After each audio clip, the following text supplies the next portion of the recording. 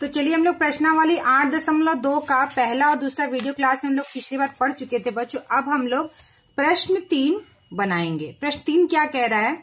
अभाज्य गुणनखंडों की घातों के गुणनफल के रूप में व्यक्त कीजिए। तो यहाँ पे 4-5 प्रश्न हैं। पहला है 1152, 1152 संख्या है।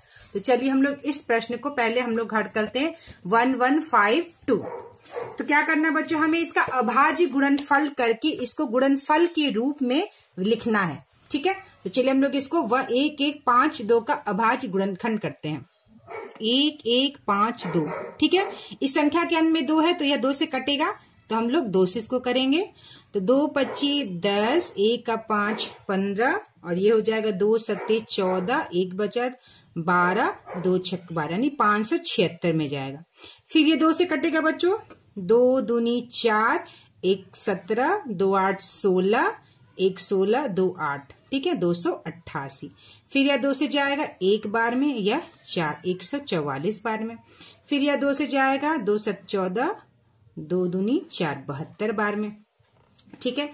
फिर 2 से काटेंगे, 2 त्रिका 2 तीनी 6 और 1 36, ठीक है 36 बार में गया। फिर यह 2 से जाएगा कितने बार में बच्चों? 18 बार में, ठीक है। फिर यह 2 से गया कितने बार में? 9 बार में। फिर यह 3 से गया कितने बार में? 3 बार में, ठीक है। और फिर यह 3 से गया कितने बार में? 1 बार में। तो ये हमारा इस तरह से हमने अभाज्य गुणनखंड किया किसका? 1152 नंबर का। अब देखिए 2 कितनी बार है? 1 2 3 4 5 6 7, ठीक है। तो हम यहाँ पे कैसे लिखेंगे बच्चों?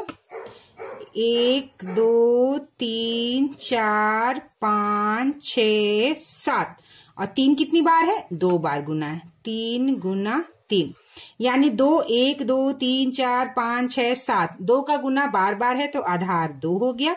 कितने बार गुना है? 7 बार, तो हम लिखेंगे यहाँ 7 गुना 3 में गुना 3 का है तो आधार 3 हो गया। और 3 का गुना कितनी बार है? 2 बार, तो 2 हो गया। तो 2 to the power 7 into 3 to the power 2 किसका आ गया हमारा गुणनफल के रूप में? 1152, 1152 जो संख्या है वो हमारा गुणनफल के रूप में किस रूप में आ गया? 2 to the power 7 into 3 to the power 2। तो दूसरा प्रश्न है बच्चों हमारा 84 गुना 81, ठीक है। 84 में 81 का गुना, तो इसका हमें अभाज्य गुणनखंड करना और इसको हमें गुणनफल के रूप में लिखना है, ठीक है। तो सबसे पहले हम लोग 64 का करते हैं अभाज्य गुणनखंड, ठीक है। तो यह 2 से गया कितने बार में? 32 बार में, ठीक है। फिर यह 2 से गया कितने बार में बच्चों? 2 1 2 16 बार में। फिर यह 2 से गया कितने बार में? 8। फिर यह 2 से गया कितने बार में? 4, ठीक है। फिर यह 2 से गया कितने बार में? 2 और फिर यह 2 से गया 1 बार में। तो यह हो गया 64 का अभाज्य गुणनखंड। अब हम लोग 81 का करेंगे। तो 81 एक है, संख्या के अंत में 1 है तो हम इसको 3 से करेंगे। 3 से जाएगा ये 27 बार में, ठीक है। फिर 3 से जाएगा ये 9 बार में। फिर 3 से जाएगा 9 3 बार में। फिर ये 3 से जाएगा 1 बार में, ठीक है। तो अब 64 गुना 81 है तो इसका अभाज्य गुणनखंड और इसका अभाज्य गुणनखंड जो है उसको हम क्या करेंगे? इसको हम गुना के रूप में लिख लेंगे। 1 2 3 4 5 6, ठीक है। यानी 64 गुना 81 को हम लिखेंगे फिर 2 बार 6 का गुना। 1 2 3 4 5 6 और 3 का गुना 81 का कितने बार है? देखिए बच्चों कितने बार है? 1 2 3 4 बार।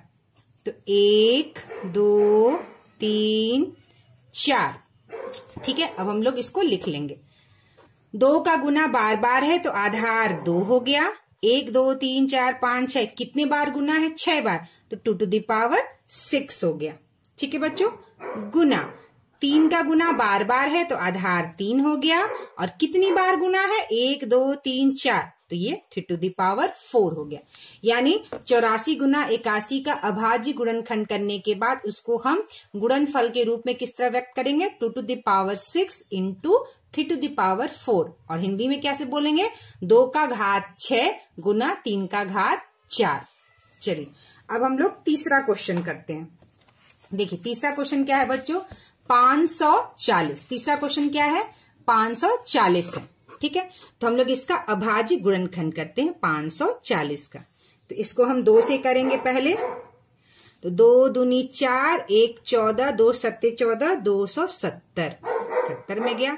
फिर 2 से करेंगे तो कितने बार में जाएगा? 2 1 2, 2 का 6 और ठीक है 1 बचा, 2 5 10, 135 बार में। ठीक है, फिर ये 2 से नहीं कटेगा, ये 3 से कटेगा। 135 किससे कटेगा बच्चों? 3 से। 3 चौका 12, 1 15, 3 पच्चे 15, 45 से गया। फिर क्या करेंगे हम इसको? 3 से काटेंगे। 3 1 3, 3 पच्चे 15। ठीक है, 15 बार में गया। फिर यह 3 से 5 बार में गया। फिर यह 5 से 1 बार में गया। तो अब हम इस जो अभाज्य गुणनखंड हमने किया उसको हम लिख लेंगे। तो 2 में गुना 2 का, 2 में गुना 2 का गुना 1 2 3, 3 का गुना 3 बार, 1 2 3 और गुना 5 का गुना सिर्फ 1 बार है, तो 1 बार लिखेंगे। अब क्या करेंगे बच्चों हम लोग इसको? 2 का गुना 2 में है, आधार 2, कितनी बार गुना है बच्चों? तो कितनी बार गुना है 540 वाला? 2 बार, तो हम यहां लिखेंगे 2। 3 का गुना बार बार है, तो आधार 3, कितने बार गुना है? 3 बार, तो हम लिखेंगे 3 to the power 3 और गुना हो गया आपका 5। तो चलिए हमारा चौथा क्वेश्चन है 27 गुना 48 गुना 72। ठीक है, तो पहले हम लोग 27 का गुणनखंड करेंगे, अभाज्य गुणनखंड। तो ये किससे जाएगा बच्चों? ये जाएगा 3 से। 3 9 जा 27। फिर ये 3 बार जाएगा, 3 3 जा 9। फिर ये 3 बार जाएगा 1। ठीक है, तो ये हो गया 27 का। अब हम 48 का करेंगे, तो ये 2 से करेंगे, तो ये कितने बार में जाएगा? 24 बार में। फिर 2 से 24 कटेगा 12 बार में। फिर 2 से 12 कटेगा 6 बार में। ठीक है, फिर 2 से ये कटेगा 3 बार में। फिर यह 3 से कटेगा 1 बार में। ठीक है, अब 72 का करेंगे हम। ठीक है, तो 72 का करेंगे 2 से, 2 त्रिका 6 और 36, ये 36 बार में जाएगा। फिर हम इसको 2 से करेंगे, 2 1 2, 2 8 16, 18 बार में। फिर हम इसको 2 से करेंगे 9 बार में। फिर 9 जाएगा 3 से 3 बार में। फिर 3 1 3। ठीक है, 3 1 3। तो ये हो गया हमारा 27 28 और 72 का अभाज्य गुणनखंड। अब हम इसको लिख लेंगे। ठीक है, क्या करेंगे बच्चों? हम लोग इसको लिख लेंगे। तो चलिए इसको लिखते हैं। 3 गुना, इसको सब पहले लिखते हैं 27 गुना 48 गुना 72। ठीक है, तो 27 का क्या है गुणनखंड? 3 गुना 3 गुना 3, 3 गुना 3 गुना 3, 3 का गुना 3 बार। 48 का 1 2 3 4, 2 बार 4, 2 का गुना 4 बार, 1 2 3 4। ठीक है, अब और फिर 1 गुना 3, 1 3 है। अब हम लोग 72 का लिखेंगे। 2 गुना 2 गुना 2 गुना, तो 72 में 2 का गुना 3 बार, 1 2 3 और 3 का गुना 2 बार, 1 2। ठीक है, हमने इसको लिख लिया। अब हम इसको लिख लेंगे 3 का गुना 3 बार गुना 1 2 3 4, 2 2 का गुना 4 बार, 2 to the power 4। ठीक है, फिर 3 गुना 3 लिख देंगे। फिर 1 2 3, 2 का गुना 3 बार। फिर 3 का गुना 2 बार, 3 गुना 3। अब 3 वाले और 2 वाले को हम लोग क्या करेंगे? जोड़ देंगे। हमको पता है आधार जब समान होता है तो उसके घात क्या होते हैं बच्चों? जुड़ जाते हैं। तो 2 to the power 4 और 2 to the power 3, तो क्या लिखेंगे बच्चों हम लोग? 2 to the power 4 प्लस 3। ठीक है, गुना 3 to the power 3, 3 to the power 2, तो 3 to the power 3 और इस 3 पे कितना पावर है? 1 है। जो पावर नहीं रहता तो 1 रहता है। 3 + 1 और यहाँ का पावर है 2, तो यह क्या होगा बच्चों? जुड़ जाएगा। अब हम इसको जोड़ के लिख सकते हैं। 2 to the power 4 और 3 7, 2 to the power 7 Guna 3 to the power 3 1 4 5 6, 3 to the power 6। तो यह हो गया आपके चौथे प्रश्न का उत्तर, 3 to the power 6 और 2 to the power 7। ठीक है, चलिए अब हम लोग ये किसका हो गया बच्चों, 27 गुना 48 गुना 72 का कितना हमारा गुणनफल आया, 2 to the power 7 into 3 to the power 6। चलिए अब हम लोग इसका करते हैं, ठीक है। तो 9 को हम गुणनखंड कैसे लिख सकते हैं, 3 गुना 3। 6 का गुणनखंड कैसे लिख सकते हैं हम, 2 गुना 3। 15 का गुणनखंड कैसे लिख सकते हैं बच्चों, सबसे छोटा से छोटा में हम 3 गुना 5, 3 पचे 15। और 4 का गुणनखंड कैसे लिख सकते हैं, 2 गुना 2, ठीक है। अब हम लोग इसको व्यक्त कर लेंगे, 3 का गुना 2 बार तो 3 to the power 2 गुना 2 का गुना देखिए 2 1 2 2 2 3 2 3 बार है तो 2 का गुना 3 बार है 2 to the power 3।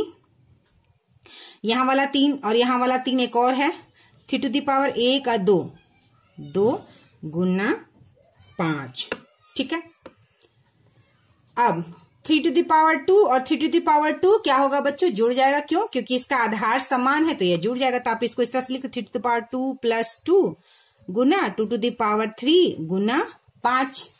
इसको लिख सकते हैं 3 to the power 4 Guna 2 to the power 3 गुना 5। तो ये हो गया आपके इस वाले प्रश्न का उत्तर, 2 to the power 3 Guna 3 to the power 4 Guna 5।